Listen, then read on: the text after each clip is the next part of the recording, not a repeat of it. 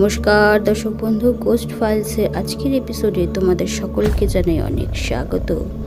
আমি সোনালি এখন আছি তোমাদের সাথে।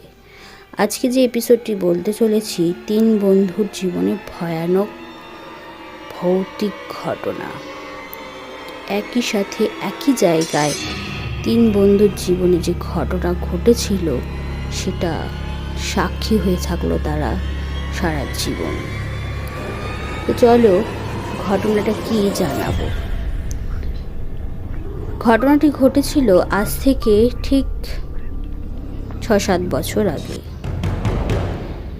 ঘটনার আগেই বলি, তারা 3 বন্ধু ছিল না, ছিল 4 বন্ধু।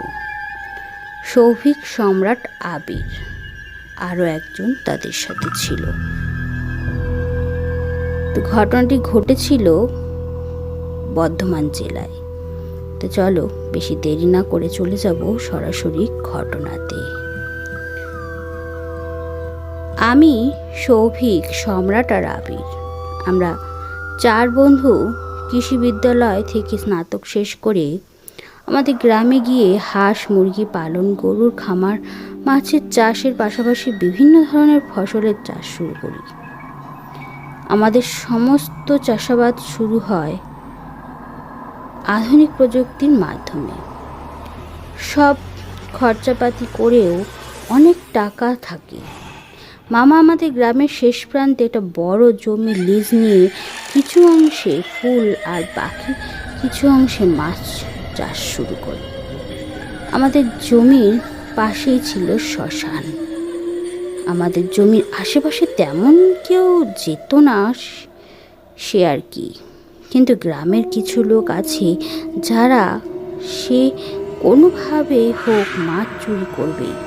তো আমরা ভাবলাম যে পাহারা বসাবো। যথা কাজ, যেমন ভাবনা সেরকম চিন্তা।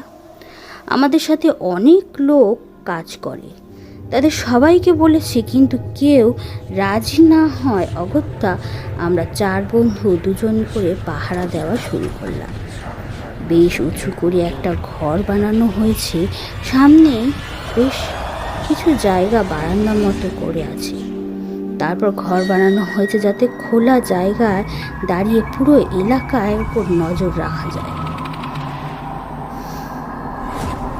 আগের রাতে সৌভিক আর সম্রাটের দায়িত্ব ছিল পাহারায়। সকালে সম্রাট অনেক বলল, অর্থাৎ আমাকে বলল, দোস্ত আজ আর তুই জমিতে যাস না। আমি বললাম কেন? ও বলল, আমি একটা অদ্ভুত স্বপ্ন দেখেছি। আমি বললাম, স্বপ্ন দেখেছিস? কী স্বপ্ন?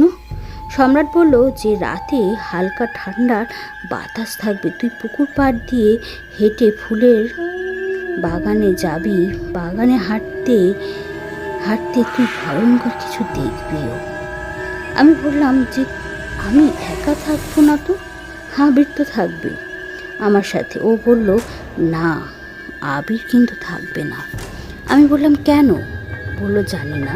ওর কথা শুনে বললাম, দোস্ত স্বপ্ন তো সত্যি হয় না। বেলা 11টার দিকে আমাদের পাশের বাড়ির গণেশ কাকা মারা গেলেন। ওনাকে চিতায় তুলতে তুলতে বিকেল 5টা বাজলো।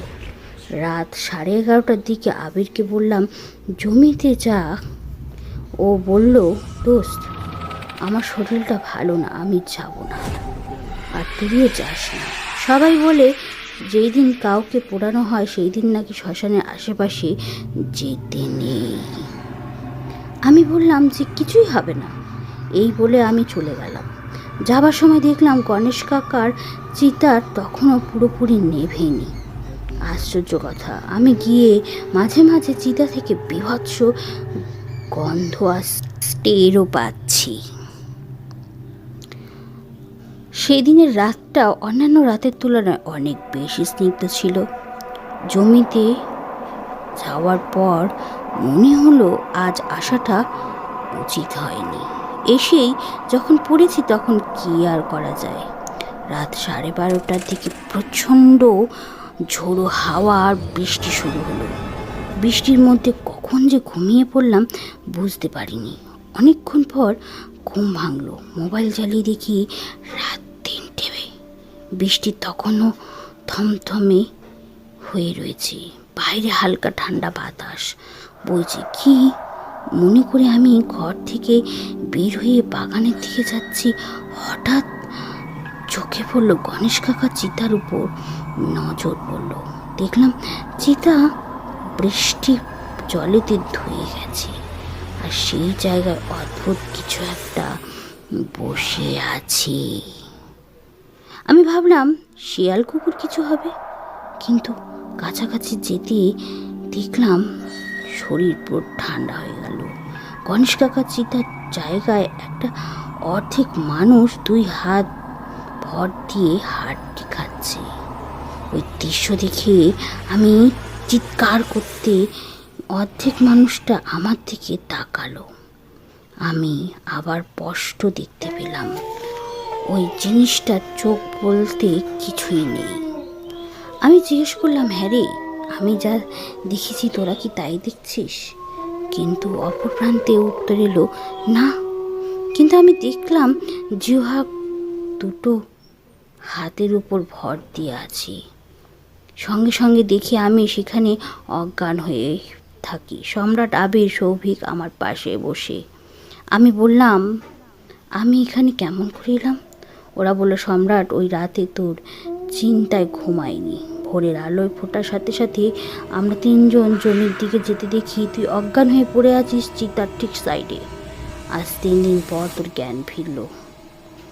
আমি সব কিছু বললাম। প্রচণ্ড জ্বর হলো, অসুস্থ হলাম, কিন্তু অনেক ডাক্তার বুদ্ধি দেখে সুস্থ হয়ে দিনের পর থেকে আমরা আর কেউ জমিতে পাহারা দিতে যাই না। তো ফ্রেন্ডস, ঘটনাটি তোমাদের কেমন লাগলো? ঘটনা যদি ভালো লাগে একটি লাইক, একটি সাবস্ক্রাইব করে দিও। আর কিছু অসুবিধার কারণে ভালো এপিসোড দিতে পারছি